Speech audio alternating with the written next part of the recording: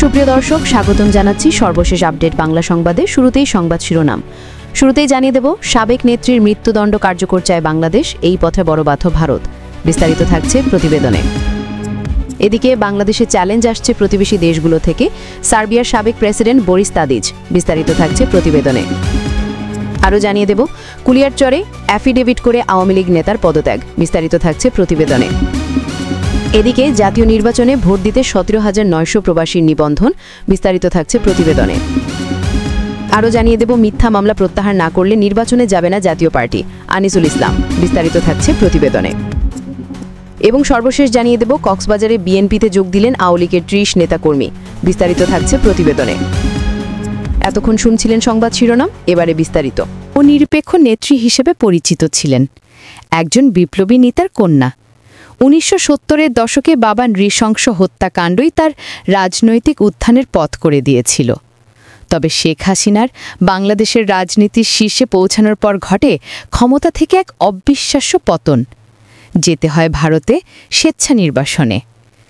শেখ হাসিনার অনুপস্থিতিতে তাকে মৃত্যুদণ্ড দেওয়া হয়েছে, আর তা কার্যকর হতে পারে যদি নয়াদিল্লি তাকে দেশে ফেরত পাঠানোর সিদ্ধান্ত নেয়। 2024 সালের ছাত্র বিক্ষোভে সহিংস দমন পীড়ন চালানোয় ক্ষমতাচ্যুত এই নেত্রীকে মানবতা বিরোধী অপরাধের দায়ে দোষী সাব্যস্ত করা হয়েছে। ওই বিক্ষোভে তার সরকারের পতন হয়। ক্রমেই কর্তৃত্ববাদী হয়ে ওঠা 15 বছরের শাসনের পর তিনি গত বছরের অগস্টে ভারতে পালিয়ে যান এবং তার ঘনিষ্ঠ মিত্রদের অন্যতম একটি দেশের রাজধানীতে আশ্রয় নেন। এখন তিনি দুই দেশের মধ্যে একটি উত্তেজনাপূর্ণ অচলাবস্থার কেন্দ্রে পরিণত হয়েছেন।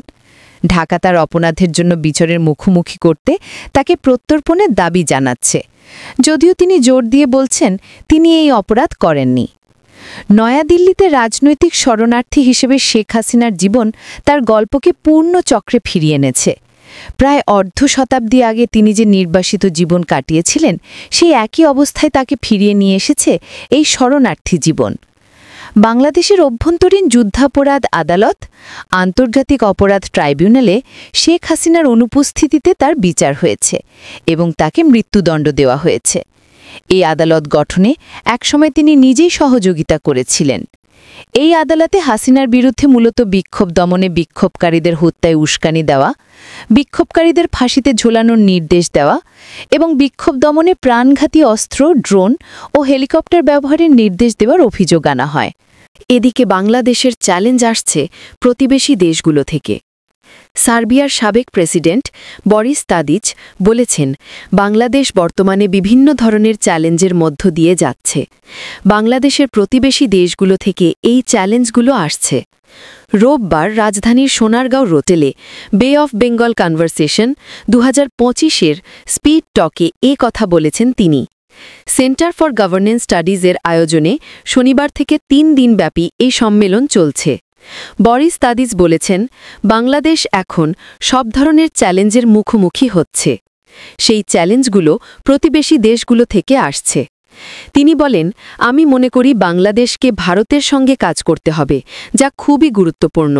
এটি সহজ নয়। ভারত একটি জটিল রাষ্ট্র, বিশাল রাষ্ট্র এবং আগামী 10 বছরের বিশ্বের অন্যতম বৃহৎ শক্তি হতে চলেছে। ভারত চীনের একটি অনুকরণীয় উদাহরণ বলে মন্তব্য করেন বরিস তাদিজ। তিনি বলেন, চীন ছায়ার নিচে ছিল, 1990-এর দশকে ছায়ার নিচে থেকে পরিণত হয়েছিল। পশ্চিমা বিশ্ব, ইউরোপ বা যুক্তরাষ্ট্র কেউ চীনের ওপর নির্ভরশীল ছিল না। যদিও পরিসংখ্যানগত তথ্যে দেখা যাচ্ছিল যে চীন এগিয়ে আসছে এবং এখন চীন এখানে। চীন অনিবার্য পরাশক্তি, বিশ্বজুড়ে একমাত্র দেশ যারা যুক্তরাষ্ট্রের সঙ্গে প্রতিযোগিতা করতে পারে। এখন ভারত সেরকম হতে চলেছে। আসিয়ানের সঙ্গে বাংলাদেশের সম্পর্ক গড়ে ওঠা নিয়ে সার্বিয়ার সাবেক প্রেসিডেন্ট বরিস তাদিজ বলেছেন, আপনাকে কৌশলগত বন্ধুত্ব সম্পর্কে ভাবতে হবে। যদি আসিয়ান দেশগুলো ভবিষ্যতে আপনার অংশীদার হতে চায়, তবে এটি গুরুত্বপূর্ণ। শুধু বাজার জনসংখ্যার ক্ষেত্রেই নয়, আপনার জীবনযাত্রার মানের জন্য, ভূকৌশলগত প্রভাবের কারণে নয়, শুধু তার কারণে নয়। সমুদ্র অঞ্চলটি আসিয়ান দেশগুলো দ্বারা পরিবেষ্টিত, যা আগেও যুক্তরাষ্ট্রে পণ্য পরিবহনের করিডোর, যা কেবল আমাদের মতো কিছু দেশের জন্য শুধু নয়, ভারতের জন্য, চীনের জন্য, জাপানের জন্য অত্যন্ত গুরুত্বপূর্ণ। কুলিয়ারচরে অ্যাফিডেভিট করে আওয়ামী লীগ নেতার পদত্যাগ। কিশোরগঞ্জের কুলিয়ারচর উপজেলার ৬০০টি ইউনিয়ন আওয়ামী লীগের সাংগঠনিক সম্পাদক মোহাম্মদ মাহবুবুর রহমান নোটারি পাবলিকের মাধ্যমে অ্যাফিডেভিট করে দল থেকে পদত্যাগ করেছেন। মাহবুবুর রহমান ৬০০টি ইউনিয়নের কান্দিক গ্রামের বাসিন্দা। তিনি পেশায় ব্যবসায়ী। জানা গেছে, গত বৃহস্পতিবার পদত্যাগের ঘোষণা অ্যাফিডেভিট করেন তিনি। আজ রোববার সকাল থেকে তার দল ছাড়ার খবরটি সামাজিক যোগাযোগ মাধ্যমে ছড়িয়ে পড়ে।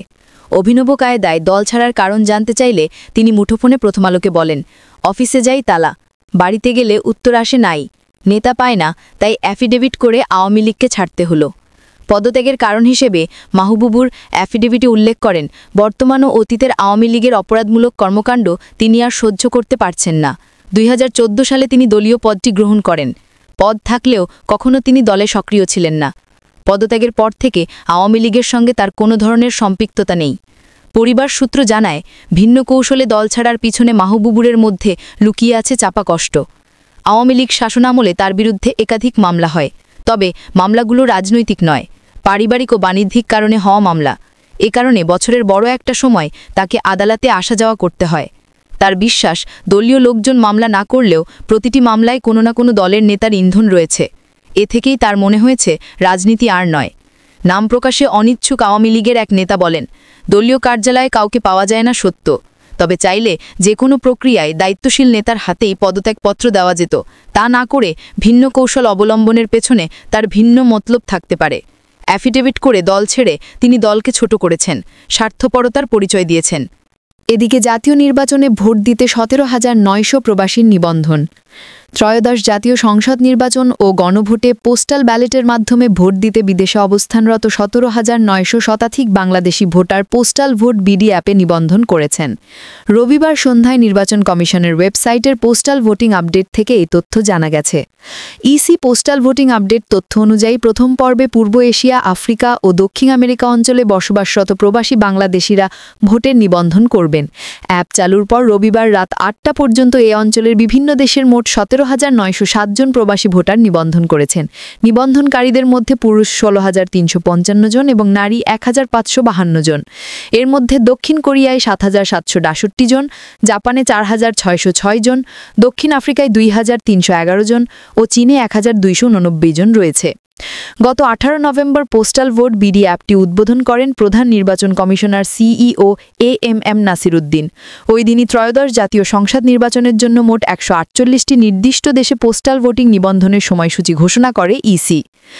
ইসি সচিবালয়ের পরিচালক জনসংযোগ এবং তথ্য প্রদানকারী কর্মকর্তা মোহাম্মদ রুহুল আমিন মল্লিক জানান, ১৯ থেকে ২৩ নভেম্বর পূর্ব এশিয়া, আফ্রিকা ও দক্ষিণ আমেরিকা অঞ্চলে বসবাসরত প্রবাসী বাংলাদেশিরা ভোটের নিবন্ধন করবেন। ২৪ থেকে ২৮ নভেম্বর উত্তর আমেরিকা ও ওশেনিয়া, ২১ নভেম্বর ৩ ডিসেম্বর ইউরোপ, ৪ থেকে ৮ ডিসেম্বর সৌদি আরব, ৯ থেকে ১৩ ডিসেম্বর দক্ষিণ এশিয়া, দক্ষিণ পূর্ব এশিয়া, ১৪ থেকে ১৮ ডিসেম্বর মধ্যপ্রাচ্য, সৌদি আরব ছাড়া অন্যান্য দেশ।